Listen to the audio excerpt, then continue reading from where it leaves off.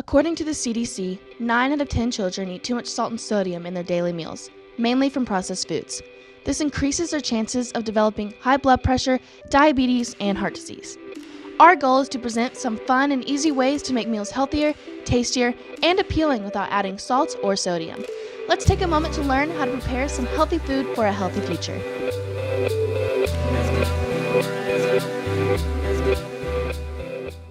Hello everybody, my name is Nancy Buckley. I'm an instructor at the University of Arkansas, and I'm working with UAMS to help y'all to reduce the sodium in the school meals that we're feeding the students. As you know, the government has mandated this, and so in efforts to try to work with them and do what we're supposed to do, we're going to try to learn some different ways where you can add flavor to foods without adding salt and sodium. About 75 to 80% of the sodium that people consume comes in processed foods. So that's what you take out of a box or you open up a jar or whatnot. And so we're going to try to learn some cooking skills, some ways that you can reduce the sodium by making some of these things for yourselves. So today what we're going to do is we're going to make some salsas. So the first one we're going to make is mangoes, and in order to make things easy for y'all, we're going to use frozen mangoes. I thawed them out before I came, but we're just going to use the frozen ones because I really didn't think that y'all wanted to come and peel mangoes all morning, you know, when you had other things to be doing. So for convenient purposes, we're going to use frozen. You can also use peaches with this recipe, or you know, pineapples would be good. So you can use other fruits. All right, so I have a little mini food processor because it's easier to carry around with me. So we're going to have to do this in little batches. Okay, so the first one, we're just going to kind of grind up the mangoes.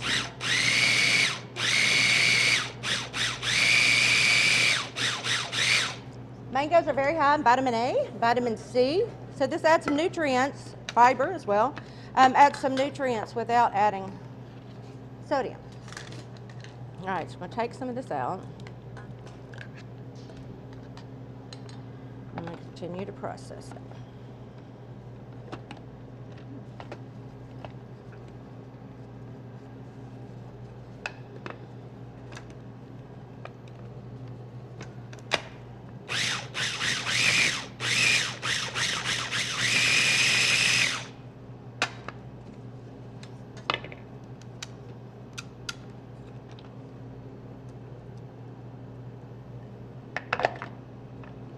Y'all probably have a big food processor that y'all can use on this. You can also chop them by hand if you were making it at home and you had plenty of time. You can just use fresh mangoes, peel them, and chop them up.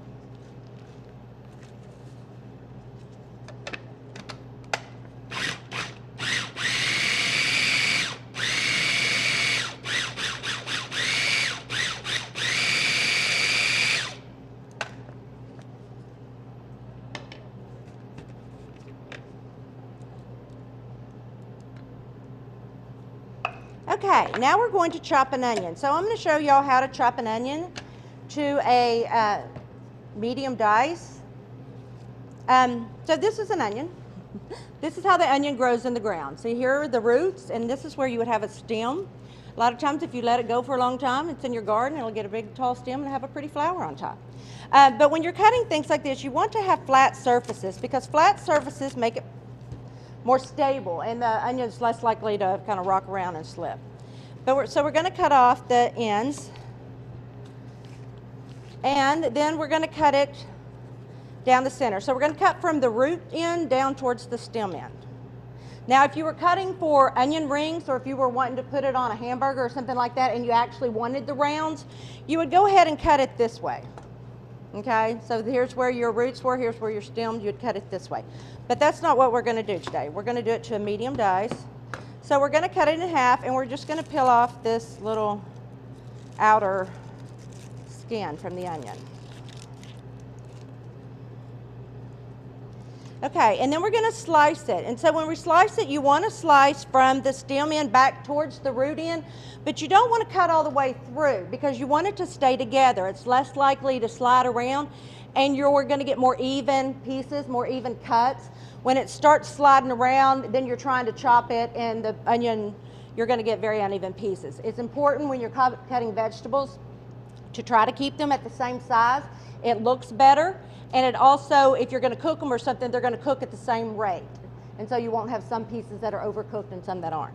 Okay, so we're going to cut through. Just cut back towards the back, but don't cut all the way through to the chip. But just make little slashes this way.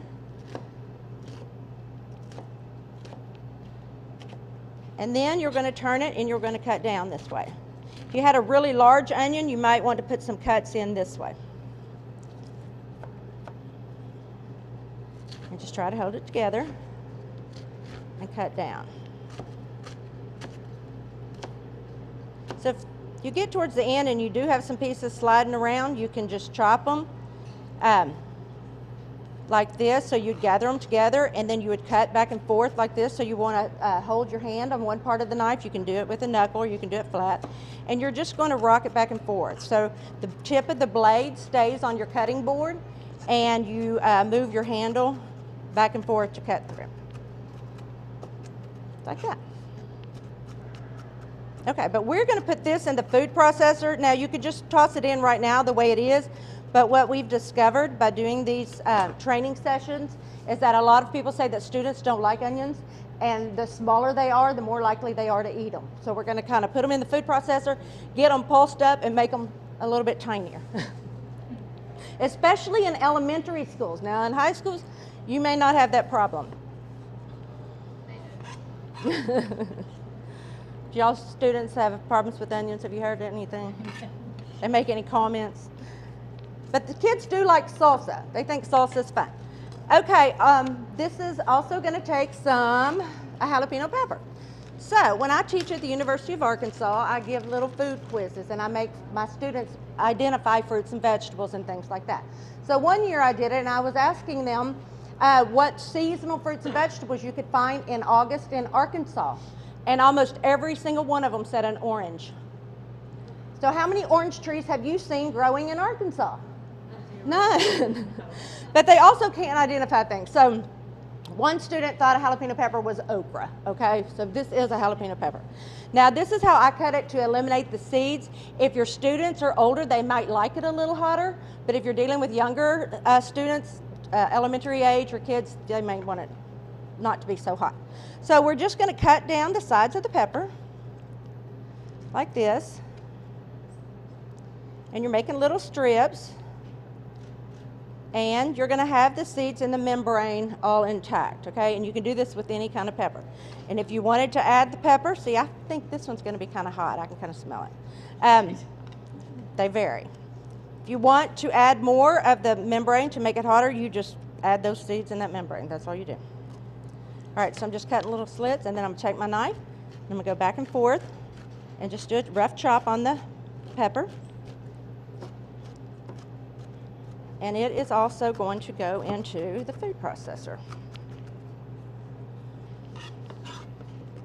Yes, I can smell it. This one's going to be hot.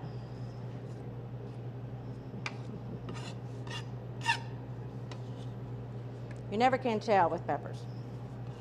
Okay, and we're also going to add some cilantro. Cilantro is one of those things that you can modify this recipe based on you know, how you like it. But when you're making it for the school, of course, you want to have standardized recipes so you know how much. But you can adjust it based on who you're serving and what they would like. So we're just going to give this a rough chop as well. This is just how you would chop fresh herbs. The fresh cilantro does make a difference in the taste and flavor. It gives it a little extra freshness.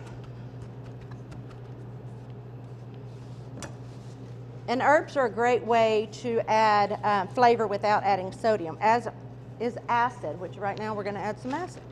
So lime juice is a great thing to add to salsas. We're going to zest this lime, and this is something that you can do and freeze. I zest a lot of times. If I buy a bunch of limes or lemons or oranges, I will zest them, and then I'll freeze them with the juice in ice cube trays. On larger quantities, you could use bigger containers. So I'm just going to zest the lime. A lot of the oils are going to be found in the zest, and it's just going to add more flavor.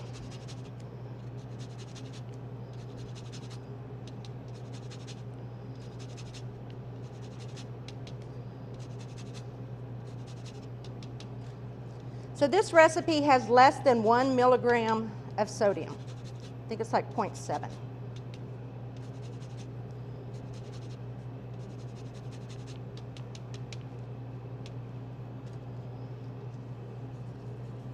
All right. And you want to roll your lime so that the juice better. And I bring this little handy dandy reamer with me.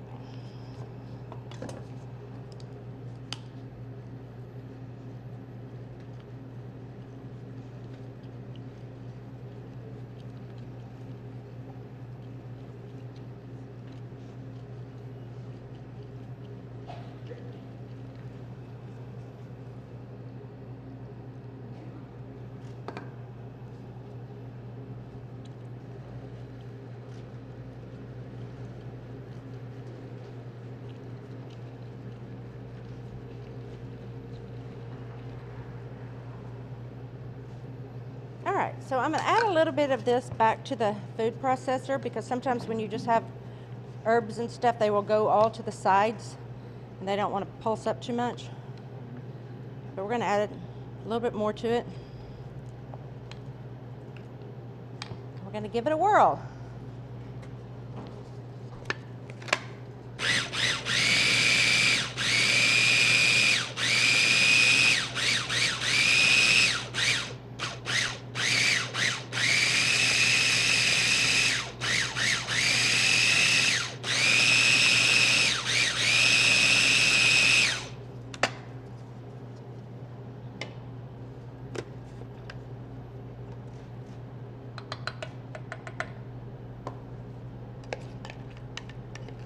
So the total amount of sodium that a person is supposed to consume in one day is 2,300 milligrams. Do y'all know how much that is?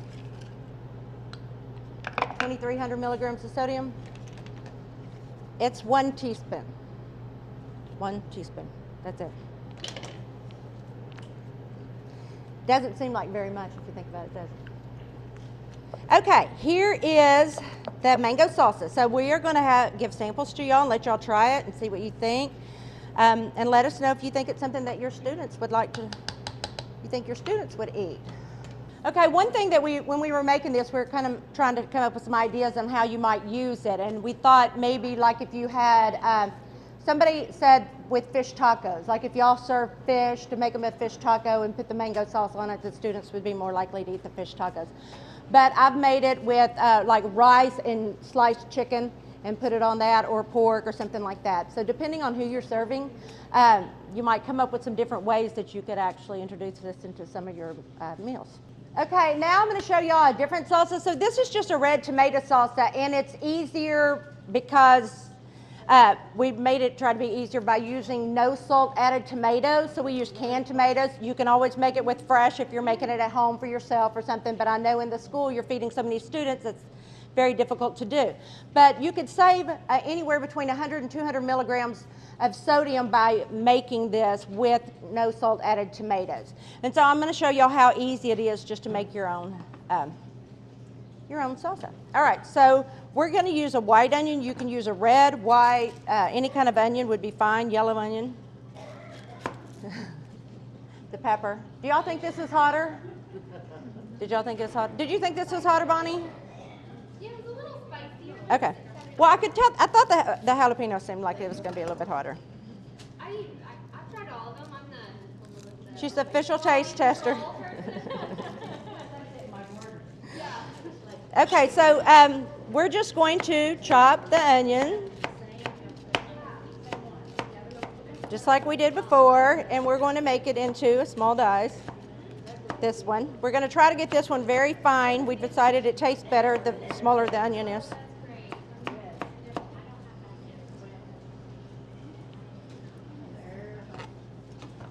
And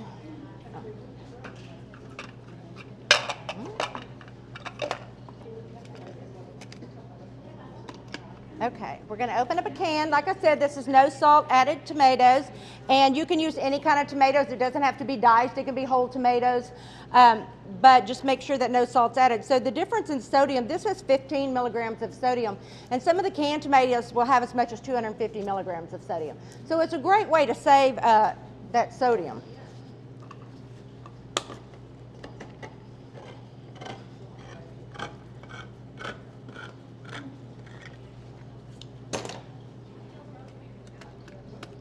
We're just going to put this in the food processor. And it never fears, I always get the tomatoes all over me, so.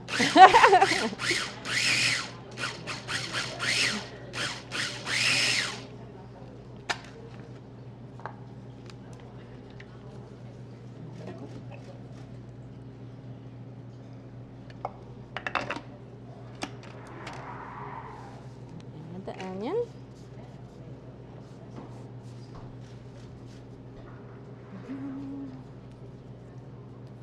We're going to open up the other can.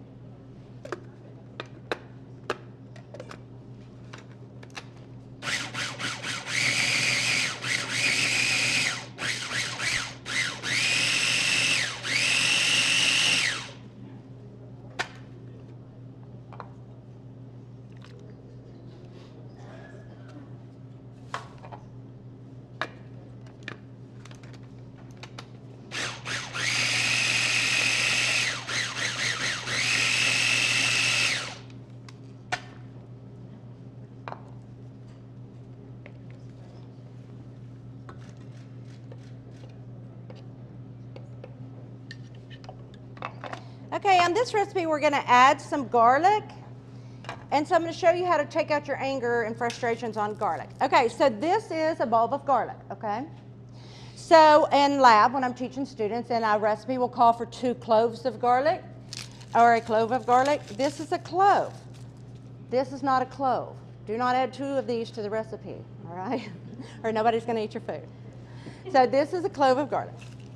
So this is how you take out your anger and frustrations on garlic. So you have a clove of garlic. You want to get that little white papery stuff off, right?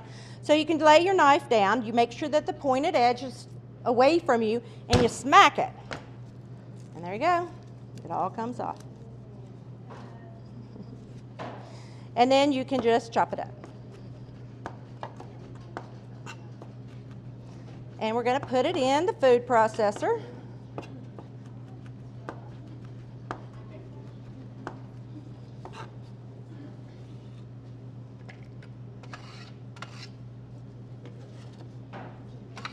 Okay, we're going to add some more cilantro to this one.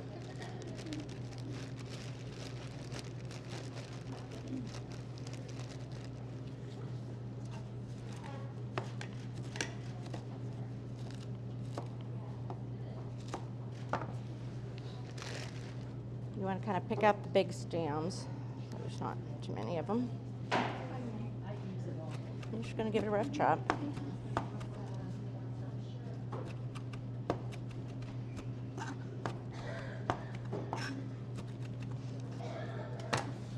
And you're going to add it to the food processor. Okay. We're going to add another pepper. So same way we did before, you're just going to cut down.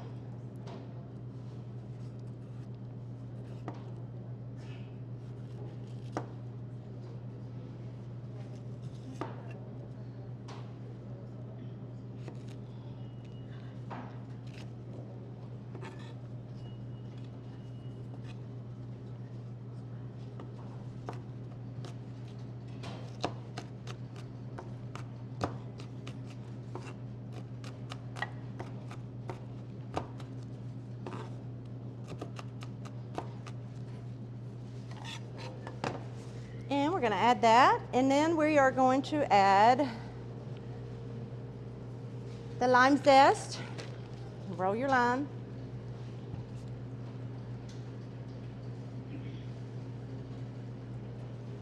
And we're going to zest it.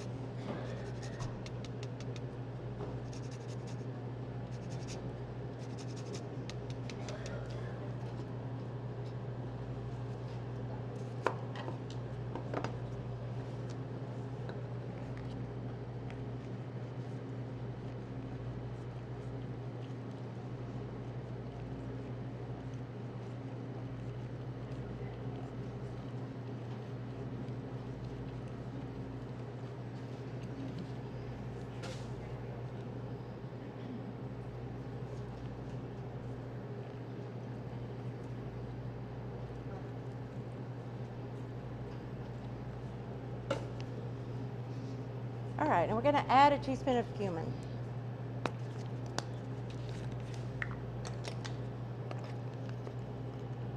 You can modify the lime zest, the cilantro, the jalapeno, the garlic, the cumin in this recipe, because those things are not going to increase your sodium amounts, especially if you're making it for yourself. But making it for this school, of course, you want to follow standardized recipes. Figure out what your students like, how they would like it.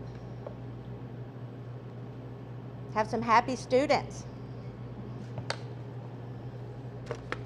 Okay. I'm just going to grind this up.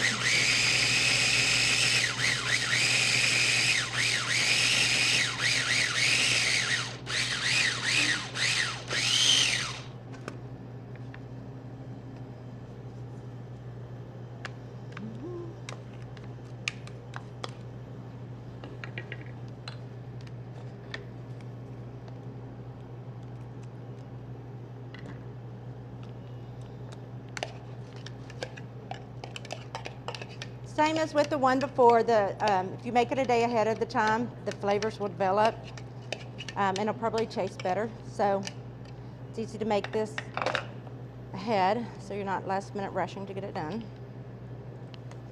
Okay, so now we're going to try this one and see what y'all think. So now what we're going to do is y'all are going to practice chopping onions and smashing some garlic. And so there are some cutting boards and knives set out for y'all. And so find a station, and we are going to work on that. Thank you for watching this episode of our sodium reduction video series. We hope you enjoy using these techniques and our healthy recipes.